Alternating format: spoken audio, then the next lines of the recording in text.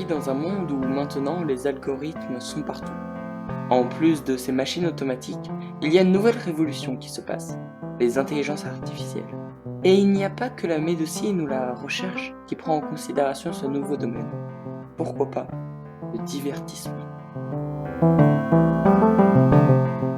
Que ce soit pour une immersion plus réaliste ou pour concevoir une expérience adaptée, les intelligences artificielles peuvent et sont déjà utilisées dans les jeux vidéo, parfois de manière expérimentale, comme dans Event Zero. Le cœur de ce jeu est le dialogue total entre Kaizen, une IA qui contrôle un vaisseau, que l'on doit convaincre d'ouvrir des portes ou d'activer des mécanismes. Mais si on plonge plus au cœur du fonctionnement de Kaizen, on remarque que ça se rapproche plus d'un algorithme bien écrit, un chatbot, ou juste du code qui analyse notre phrase après avoir enlevé les typos, la découpe en parties, qu'il reconnaît et répond sur un set de données énorme et modulable. Mais l'algorithme est vraiment bien écrit et nous donne véritablement l'impression de communiquer avec un autre être.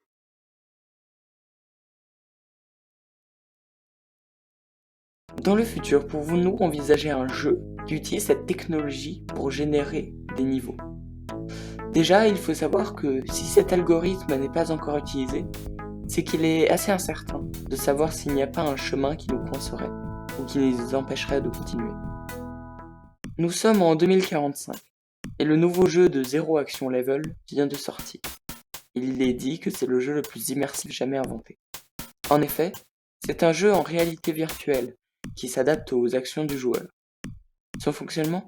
Une intelligence artificielle qui analyse toutes les informations basiques sur le joueur et comment il joue à des jeux pour créer une expérience surspécialisée.